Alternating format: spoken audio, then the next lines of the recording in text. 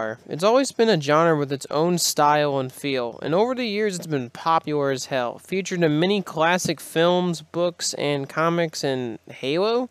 Yes, you heard that right. Back in 2009, there was a noir-inspired Halo game called Halo 3 Recon. I mean, Halo 3 ODST. You may be asking yourself, how does the genre of noir and Halo exactly mesh together? Well, in my opinion, with Halo 3 ODST, it works pretty well for the most part. Well, for the most part. Let's jump into the development of this game real fast before we introduce the rest of the game and my thoughts. Halo 3 ODST started as a small Halo 3 expansion using Halo 3's engine and a smaller development team, since the other development team was working on a game called Halo Reach. Despite this little small setback, the game moved forward, with the game originally called Halo 3 Redcon before it was eventually changed to the simpler title Halo 3 ODST. The game was originally designed to be a short 3-hour DLC expansion to Halo 3, but eventually would blossom into a full game almost by the end of development. This time around, you're not playing as a Spartan, but you're actually going to be focusing more on the ODSTs, or Orbital Drop Shock Troopers. Similar to the real-life paratroopers, ODSTs are designed to jump straight into the action and be immediately ready for combat and offensive operations. Using these troops that we saw back in Halo 3 and deciding to use them for an entire Halo game, in my opinion, is a pretty great idea. Regardless though, ODST actually had a pretty smooth development and also had some pretty kick-ass marketing. Eventually, Halo 3 ODST was eventually released on September 22nd, 2009. So, with development being said and the stage pretty much set at this point, I think it's time to finally jump into Halo 3 ODST. Set during the events of Halo 2 and before 3, you play as the Rookie, a silent protagonist, part of the ODST squad Alpha 9, featuring members Romeo, Buck, Dutch, Mickey, and the new commander Dare, who is actually Buck's old ex. Eventually, you jump into the city of New Mombasa, but as you do so, like in Halo 2, Regrets Forget eventually jumps into slip space, causing a massive explosion in the city, which as a result scatters your squad and leaves you stranded for a few hours later. You, the player, eventually do wake up, but you find yourself all alone and not knowing where your squad is. Eventually, you have to wander around the cold city at night, piecing together pieces using items that you find throughout the city and also flashbacks to find eventually where your squad is. After hearing a radio transmission after all these flashbacks, the Rookie finds Dare underneath the city and also finds out what her true mission and what the squad's real mission was at the very beginning of the game. The real mission is actually to secure the Superintendent's data, which has been fused inside an intelligent species called the Engineers, who are basically slaves in the Covenant. You and Dare eventually find this engineer, which is named Virgil, and you also link up with the rest of Alpha 9. Eventually, you take the engineer and the rest of the squad out the city into safety, ending the game of Halo 3 ODST. So, after hearing that boring-ass summary of the game, what are my overall thoughts on Halo 3 ODST? Well, I think Halo 3 ODST, for the most part, is a pretty good game. If not, it's a pretty different and unique game. Like I said with most of these Halo games, I think they're all, at least the Bungie ones, are pretty good for the most part. And especially for ODST, since I think it particularly stands out in the series for its unique style and also unique take and, well, just also unique characters and also unique environment. But I don't think it's perfect, and I think there are some issues with Halo 3 ODST, and I think over the years those issues have become bigger, but I'll get into that later. First, let's get into the pros and cons, and first, as always, let's get into the pros. For one thing, I love the changing perspectives in Halo 3 ODST. Bungie always likes to change perspectives in some of their games, which I think is an amazing thing about some of their video games. This time around, you are not a Spartan, but you're actually an ODST, which actually changes the gameplay and the story quite a significant amount. As many already know, ODSTs are basically just regular humans by all measures. Yes, they wear some pretty kick-ass armor, but underneath that armor they're just a regular human, not like a Spartan, no super abilities or crazy awesome powers, just regular humans. What does this mean for gameplay? Well, it can actually mean a lot of things. For one, this means that you have no shields or radar this time around, and you also have the return of health, which means that you can actually lose health, and which also means you have to pick up health packs throughout the game, which once again changes gameplay pretty significantly. You're also pretty much more weaker this time around instead of a regular Spartan, which makes sense. You take more damage than a regular Spartan. And also just normal firefights with the Covenant is just a lot more harder as an ODST than like a Spartan. There have been many times where I'll be fighting the Covenant and I'll just be shocked how many times I would die in a firefight, even though as a Spartan this would just be a piece of cake. Once again, displays the contrasting differences between the ODST and the Spartan in gameplay, which I really enjoy. I also like the added difficulty because it adds an extra challenge but also keeps you on your toes. I actually had to be more careful in firefights and also try some more tactics in firefights, which I actually really enjoyed the extra challenges. It also keeps the story a little more grounded and also reminds you that you're human this time around, not a Spartan. Also, another thing I like this time around is the type of story Halo 3 ODST is telling. You're not saving the universe again, but this time around it's a much more smaller tale of you figuring out your purpose and also saving a squid-like alien at the end. It's a pretty grounded story overall. I think that the story of ODST is pretty good, but not perfect. Like I said before, I think it makes the right steps to make it a more grounded and intimate story in Halo, and I think Halo has the absolute opportunity to tell a much more grounded, human, and intimate story. Not everything has to be about saving the universe or having these epic clashes between factions. I think ODST makes great leaps towards making that intimate story, which I really like about this game. One of my favorite sections of the campaign and story is actually the rookie section, which in my opinion is the best part of the game and also where the story really truly shines. So to explain the section, I have to explain what noir means. Noir is basically a genre of film and fiction characterized by cynicism, fatalism, and moral ambiguity. Now you may be asking yourself, what the fuck does that mean? Well, the definition of noir actually matches with a lot of things that happen in the rookie's part of the campaign in ODST. The sense of dread and mystery and also moral ambiguity are pretty heavy in that part of the game once you analyze it. How does this happen? Well, let me explain. In the beginning of the game, you're separated from the rest of your squad. You're alone and you're isolated. You're also dropped into an abandoned cold city at night, and it's also rainy as hell. Covenant are just running around everywhere, threatening to shoot at any human in sight that they see. You're also completely confused and you don't know where to go.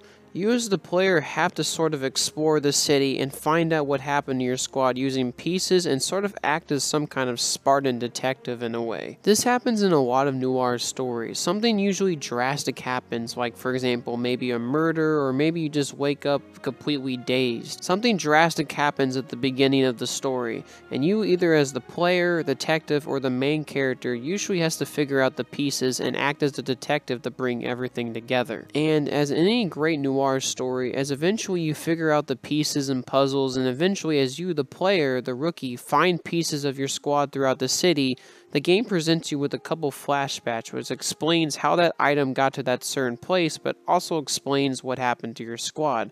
Once again, slowly unraveling the puzzle of ODST for you as you play along in the campaign. This sort of unraveling mystery, in my opinion, is one of my favorite parts of Halo 3 ODST.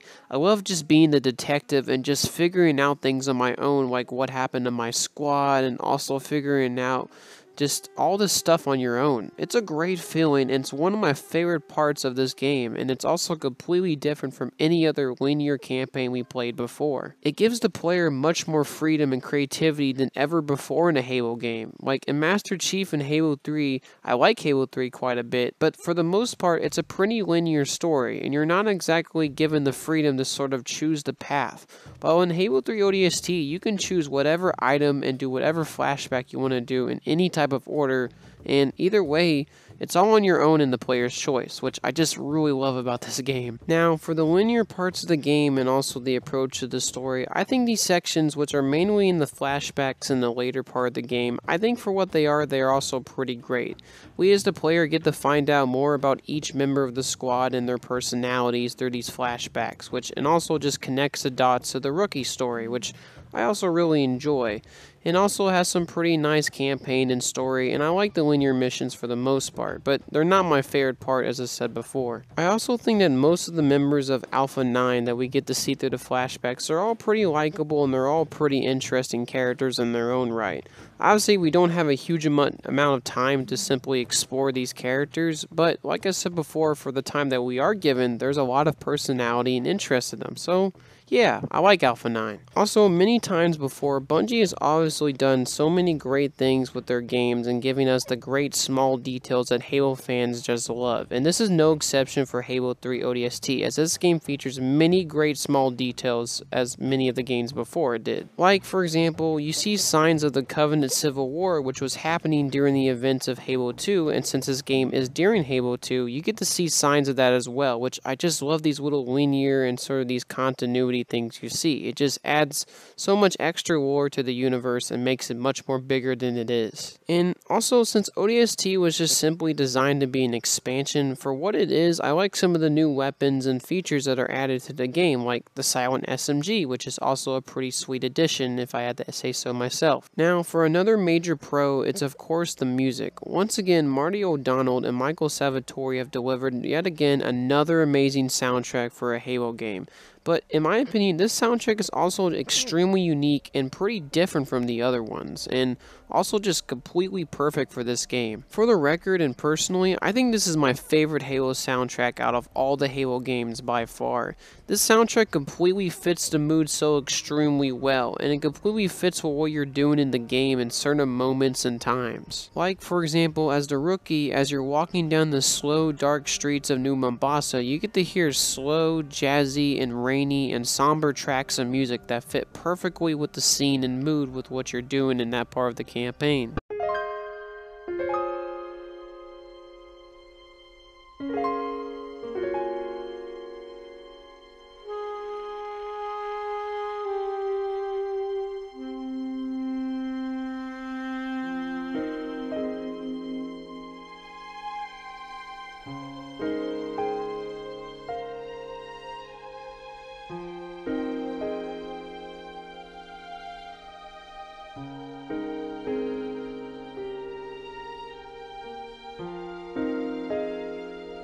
And then mainly for the exciting and also for some of the flashback parts of the game, you get to hear more action-filled and exciting soundtracks as part of those scenes of the game, which just fits so great.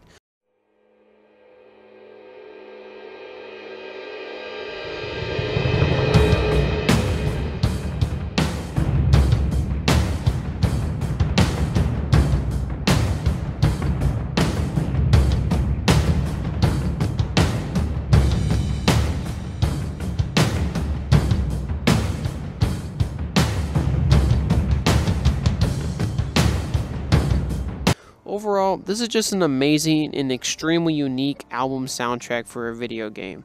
Amazing as always. Another aspect that I forgot to mention was actually the voice acting. All the actors have pretty natural chemistry and all the actors do a pretty great job, especially Alpha 9 and the squad.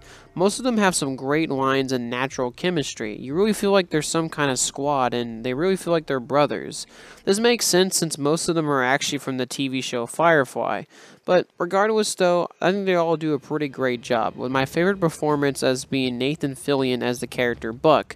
He does an outstanding job, and overall the voice acting was pretty solid. I think overall for the campaign, for what it decides and strives to do, it hits the run, and it's pretty solid overall. But like anything in life, it's not perfect, and like I said, they have cons as well, so here are my cons. For one, I think that the tones of Halo 3 ODST sometimes clash a little sometimes. What do I mean by this? Well, you start out as the rookie, and you're sort of in a somber, lonely story, with the rookie hinting at a grimmer story since, well, you're surrounded by a pretty bleak environment. You don't know where your squad is, and you don't know that they're alive or they even might be dead at this point. It gives a pretty ominous and also pretty dreadful and noir style tone throughout the game. Then it's contrasted with the weird goofy romance between Buck and Dare, which in my opinion doesn't really quite match the tone that we just had with the rookie. Maybe it's just me, but I feel like ODST should have been a much more grim and detective story and lean more into the noir elements. Maybe less of the weird romance, but also maybe having more consequences and also more stakes in the game and showing the fact that they're more human instead of Spartans, like maybe someone has to die, like maybe Romeo. I know that may be a controversial thing to say, but in my opinion, I think there should have been some death and some real consequences in this game. I really feel like it's a much more gritty and human story. You can't have anything great without sacrifice, and in my opinion, I think Halo 3 ODST should have had a more noir, grim, intimate, and also a story with more consequences, at least in my opinion. Now, with cons out the way, let's talk about Firefight. Now, this was the only addition to Halo 3 ODST on the multiplayer side, and all I gotta say about Firefight is, it's pretty good. It's pretty fun. Yeah, I don't really have too much to say about Firefight, to be honest with you, but it's overall a lot of fun, and especially fun with other friends. That's all I gotta say, though.